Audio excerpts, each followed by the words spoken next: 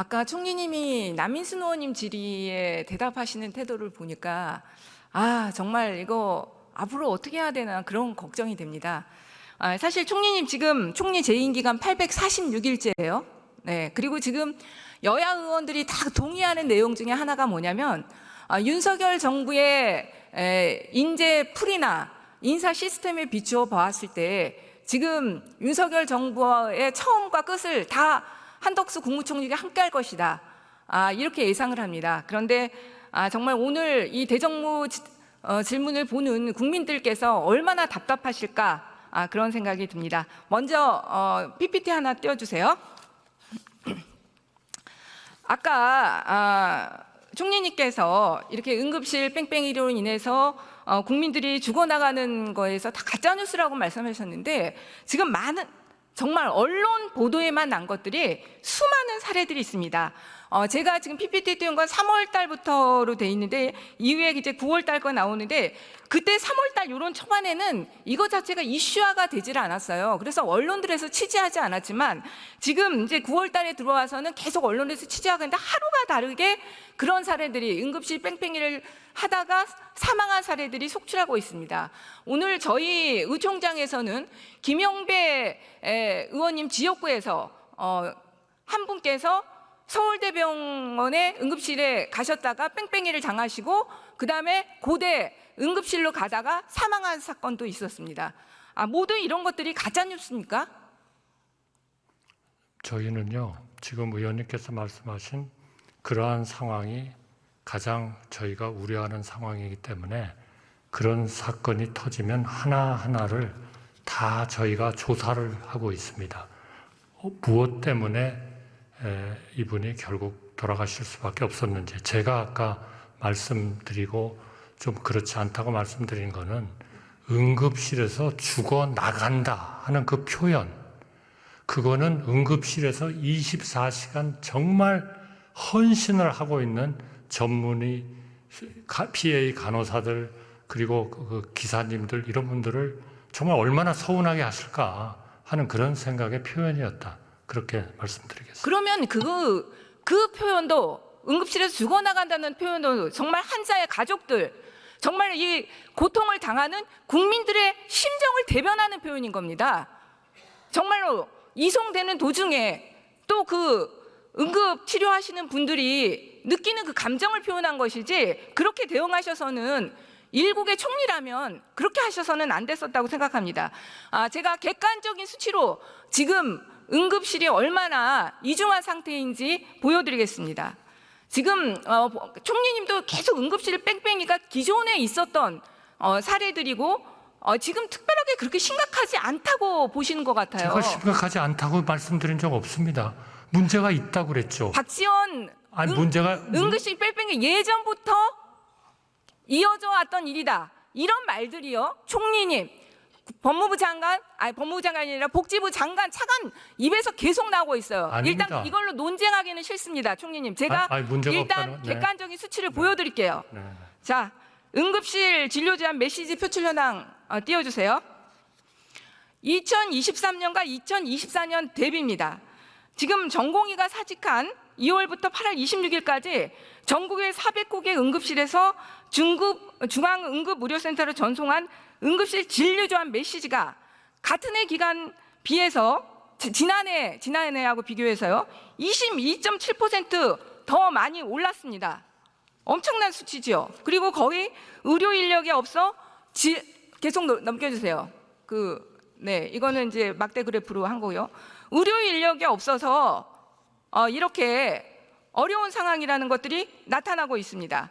그 다음에 119 상황관리센터 띄워주세요. 그리고 구급대 요청에 의해서 상황관리센터에서 환자의 중증도 파악을 이송병원을 선정하는데 그 119 상황관리센터의 비교도 보면 작년 대비 같은 달 이송 선정 건수 2배 이상 증가했습니다. 그리고 또 넘겨주세요.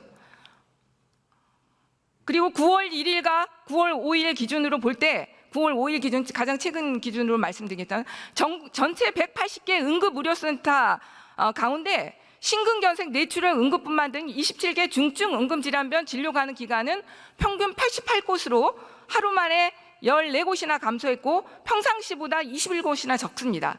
북부 대동맥 응급수술이 가능한 응급실에서는 평시 83곳에 66곳으로 산부인과 응급분만이 가능한 곳은 96곳에서 80곳으로 감소했습니다.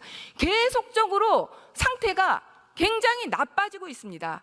그거 인정하시죠, 총리님? 네, 그 12,000명이 나가 있는데 어떻게 아무런 지장이 없이 어떤 조직이 돌아갈 수 있겠습니까? 제가 말씀드리고 강조하는 것은 그럼에도 불구하고 정말 헌신적으로 일하시는 전문의, PA 간호사들, 그리고 응급을 처리하는 기사님들, 이런 분들의 정말 24시간 열심히 하시는 것 때문에 지탱이 되고 있다. 우리가 그거를 조금이라도 격려를 해줘야지 그분들을 좀 그 사기를 잃도록 하는 일은 정말 해서는 정말 그거는 어려운 일입니다. 누가 그렇게 사기를 잃게 했습니까?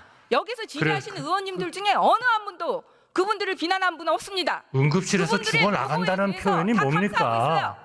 아니, 응급실에서 죽어나간다는 표현이 뭐예요? 이분들은 최선을 다해가지고 그런 최선을 다해가지고 국민들이 살리려고 판단하는 노력하고 겁니다. 있는데 어떻게 총리님, 응급실에서 죽어나간다는 그만하세요. 표현을 씁니까? 아니, 저는 화가 납니다. 지금 이렇게 응급실이 어렵고 국민들이 만나면 아프지 말자 인사합니다. 이런 의료 대란 사태 누구에게 가장 큰 책임이 있습니까? 의원님, 2004년에 아니요. 52건의 총리님, 기사 건수가 났는데요. 총리님, 제 질문에 대답해 주십시오. 이런 사태에 누가 가장 큰 책임이 있습니까? 모두 다 책임이 있죠. 가장 큰 책임 누굽니까? 아니, 정부 아닙니까? 아닙니다. 정부 책임 있죠. 지난번에는 전공이라고 있어요. 하시던데 있어요. 전공에게 가장 큰 책임이 있습니까?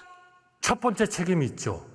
여전히 전공에게 가장 큰 책임이 있다. 아니, 중증 환자, 잠깐요. 기계 환자, 아니, 총리님 이거 거기를 명확하게 떠나버리게 하세요. 돼 있습니까? 저 사과하신 건 줄 알았는데 전공의에게 이 의료 대란에 가장 큰 책임이 있다. 맞습니까? 첫 번째 책임이 있습니다. 아, 정말 여야 의정 대화 협의체가 될지 정말로 우려스럽습니다. 그거는 아니, 총리님께서 그런 태도를 가지고 계신데 누가 들어오겠습니까? 지금 우리가 여야 의정 협의체를 위해서 무엇보다도 설득하고 해야 될 사람들은 전공입니다. 그런데 전공에게 가장 큰 책임이 있다고 하는데 의원님. 어떻게 전공의들이 들어오겠어요? 의원님, 정말 저기 앉아 계신 국민의힘 의원들도 저희가 볼 때는 지금 가슴 치고 계실 것 같아요. 의원님, 그나마 밥상 차려놓으려고 했더니 총리가 다 걷어차 버리는구나 이럴 것 같아요. 의원님, 정말 대단합니다. 원인을 물으시니까 좋아요. 원인을 명확히 그거는 하셔야죠. 의견이 다르니까 그러면 아니, 그래요. 명확히 하셔야죠. 총리님은 아니, 그거를 감춘다고 감춰지는 겁니까? 이 사태에 대해서 아니, 감춘다고 정부가 감춰지는 가장 큰 거예요? 책임이 있다고 저는 아니, 평가할 거라고 감춘다고 생각합니다. 감춰지는 거예요? 원인은 명확하게 내놓고 해결책을 생각을 해야죠. 아니, 그거를 감춘다고 감춰줘요? 감춰지는 것이 아니라 의료 개혁이라는 과제는 정말 유리알과 같은 개혁 과제입니다. 정말 섬세하고 치밀하게 다뤄야 하는 개혁 과제임에도 불구하고 정부에서 정말 무책임하고 대책 없는 정책 추진이 바로 이런 사태를 만든 겁니다. 이 부분에 대해서 저는 많은 국민들이 다 동의할 거라고 생각합니다. 그렇기 아닙니다. 때문에 많은 국민들은 의원님하고 다른 생각을 하시는 분도 많습니다. 아니, 보세요. 언론을 보세요. 대통령의 지지율과 그것이 아니, 알려진 거예요. 그게 지지율하고 무슨 상관이 있어요? 대통령의 정책 실패가 아니, 지지율을 가장 올리려면 큰 영향인 거죠. 의대 정원 하지 말고 의료개혁 하지 말아야죠.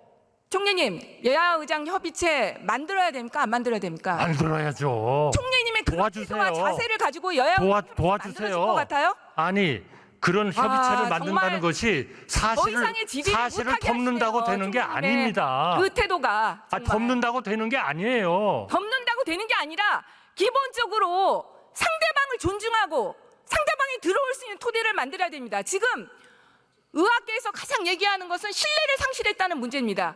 총리님의 그런 태도와 답변 자세를 가지고 과연 의학계가 들어오고 싶은 마음이 나오겠습니까? 의원님, 사실을 감추려고 하지 마십시오.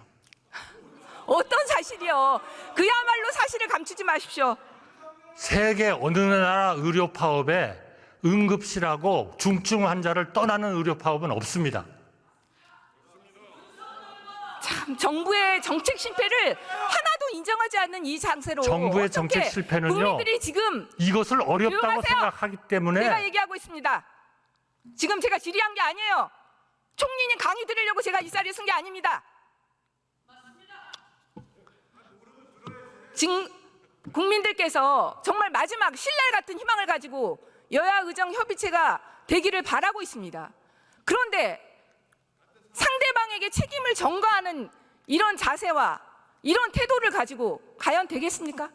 지금 누군가는 제가요 이렇게 그 단체들 만나서 해보고 하니까 가장 먼저 요구하는 것이 대통령의 사과와 책임자 문책이에요. 그런 대통령의- 일방적인 생각이 아니, 어디 있습니까? 대통령 사과하는 게 왜 이렇게 그건 어렵습니까? 일방적인 얘기죠. 뭐가 의원님이 어려워요? 들으신 분만 국민들이 그렇게 얘기하는 거 죽어나가는데 아니에요? 이렇게 수많은 사람들은 의료개혁 해야 된다, 증언해야 된다 의료 개혁을 얘기하는 반대하는 사람들 게 아닙니다. 많습니다. 의료 개혁을 추진하는 과정에서 너무나 거칠고 세밀하지 못한 이게 문제인 거예요. 보건복지부 장관이 아니, 인정했지만 세밀한 것이 4개월 만에 이 세밀한 사태가 것이 끝날 거라고 밝혀야 할 생각했다고요. 원인을 덮는 게 세밀한 겁니까? 저는 그렇게 생각하지 않습니다. 장상일 수석이 의료 공백 장기화를 두고 플랜 B, 플랜 B, C가 있다고 그러는데 플랜 B, C가 뭡니까? 그거는 어떤 내용입니까? 그거는 사회수석이나 보건복지부 장관께 답변을 하도록 하는 게 좋겠습니다. 그럼 총리님은 그 계획을 알지 못하고 계십니까? 플랜 B, 플랜 C. 아니, 저보다 보건복지부 아니 저는 총리님한테 듣고 싶어서요. 플랜 V, 플랜 C 말씀해 보세요. 아니, 장관이면은 여기에 최고의 전문가 아닙니까? 제가 질문합니다. 왜 전문가 제가 의견을 저는 안 들으려고 총리님께 그러세요? 묻는 겁니다. 총리님께 묻습니다. 플랜 B, 플랜 C 뭡니까? 죄송합니다. 저는 플랜 B, 플랜 C를 알고 있지만 저는 여기서 공개할 수 없습니다. 저는 이 플랜 B, C 자체가 준비되지 않았다고 생각합니다. 왜냐하면요, 플랜 B, 플랜 C를 얘기하는 순간 의장님 돌아오는 사람들을 의장님, 막고자 제가 하는 엄청난 답을 하라고 하지 않았습니다. 엄청난 그런데 딴 저항이 있습니다. 총리님 계속 혼자 얘기하고 계세요. 아니, 의원님이 이거 혼자 시간에서 빼야 되는 거 얘기하셨잖아요. 아니에요? 잠깐만요. 자, 의석에서 좀 조용해 주시길 바라고요. 질문하고 난 다음에 답변하시기 바랍니다.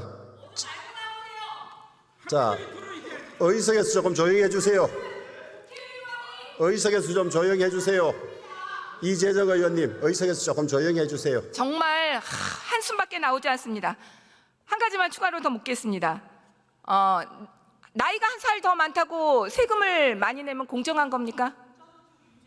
글쎄요, 무슨 의도로 물으시는지 제가 아니 그 의견만 여기서 나이가 한 살 많다고 세금 많이 내면 아니, 상황에 공정한 따라서 거냐고요. 다 다르겠죠. 그걸 어떻게 일률적으로 답변하라고 그러십니까? 연금 개혁안 세대별 차등 보험료율 그럼 정말 그렇게 세계 말씀을 하셔야죠. 유례도 없는 날입니다. 75년생과 76년생 1년 일찍 태어났다는 이유로 다른 요일에 연금보험을 내야 됩니다. 85년생과 86년생도 마찬가지입니다. 95년생과 96년생도 단지 몇 달 차이, 얼마 차이라는 이유로 평생을 더 많은 연금을 내야 되는 이런 연금 개혁 말이 됩니까?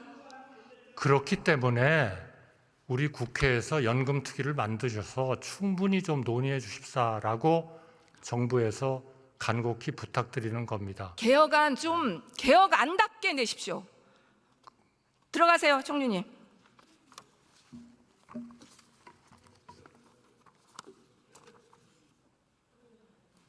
법무부 장관님 나와주시기 바랍니다.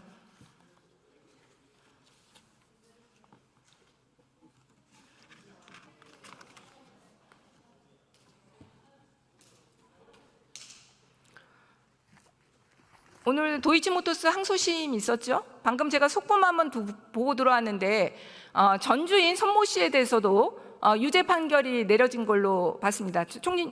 장관님도 소식 혹시 들으셨나요? 저는 아직 듣지 못했습니다. 네, 유죄 판결이 내려졌습니다. 그 전주에 대해서도 주가 조작 방조 혐의로 유죄 판결이 내려졌는데요.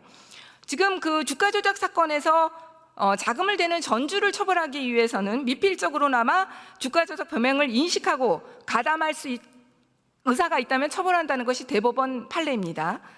그리고 1심의 도이치모터스 주가 조작 사건의 1심 판결을 보면 유죄 인정된 가장거래 102건 중에 김건희 여사 계좌 이용이 48건, 그리고 1단계, 2단계 연속적으로 위탁된 계좌는 최은순과 김건희 계좌 2개밖에 없고 범죄 일람표에 289회나 등장하는 것은 김건희 여사입니다.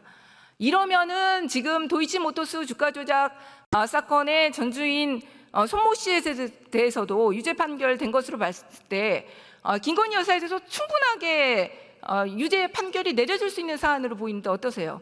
그건 수사하는 사람들이 정부와 법리에 따라서 판단하고 결론을 낼 것으로 알고 있습니다. 그리고 이번에 그 시간이 많지 않아서 김건희 그 수사심의에서 청탁금지법과 뇌물수수, 직권남용 권리 행사에 대해서만 했지만 제가 볼 때는 알선수재, 변호사비법, 대통령 기록물법 위반에 대해서도 다 검토해야 된다고 생각합니다.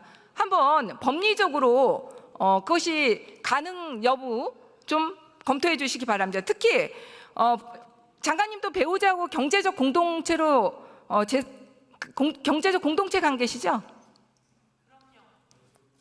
우리 집에는 제가 월급을 받습니다. 아니, 경제적 공동체 본인도 인정하셨잖아요. 그때 청문회 당시에 증여세 내지 않았다는 의혹에 대해서 집 사람은 월급을 받지 않으니까 제가 그러니까 공유라고 같이 하셨잖아요. 그게 일반적입니다.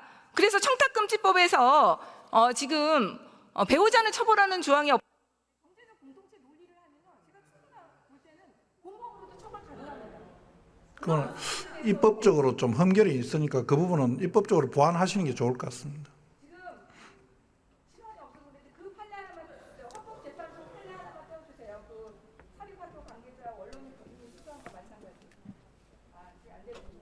헌법재판소에 보면요, 그 본인과 경제적 이익이 일상을 공유하는 긴밀한 관계에 있는 배우자 금수승을 받는 얘기는 본인이 수사한 것과 마찬가지라고 보는 헌법재판소의 판례가 있습니다.